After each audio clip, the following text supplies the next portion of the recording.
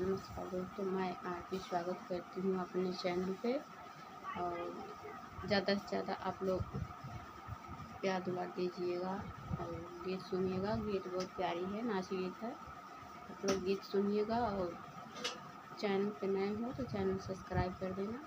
अगर यूट्यूब पे देख रहे हो तो चैनल सब्सक्राइब कर देना। फेसबुक पे देख रहे हो तो आप फॉलो कर देना। चलिए सुनाती हूँ। छोटा सा नाच गीत है, बहुत प्यारा है।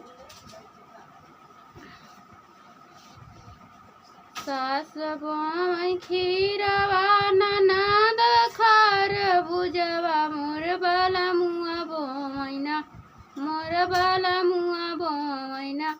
ओही तितली मदरवा मोर बाला मुआ बोइना, ओही तितली मदरवा मोर बाला मुआ बोइना। सास सास गोड़ै खीरवा ननद खार बुझवा मोर बाला मुआ गोड़ैना, मोर बाला मुआ गोड़ैना। ओही तितली मदरवा मोर बाला मुआ गोड़ैना, ओही तितली मदरवा मोर बाला मुआ गोड़ैना।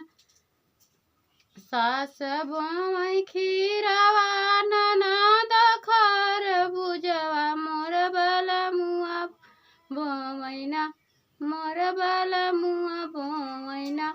ओही तितली मदरवा मोर बाला मुआ बोइना, ओही तितली मदरवा मोर बाला मुआ बोइना।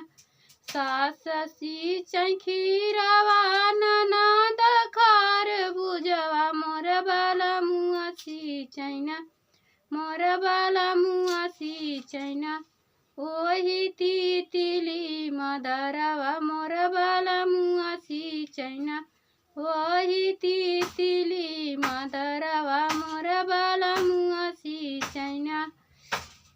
सासु तोड़ै खीरवा ननद खार बुझवा मोर बाला मुआ तोड़ैना, मोर बाला मुआ तोड़ैना।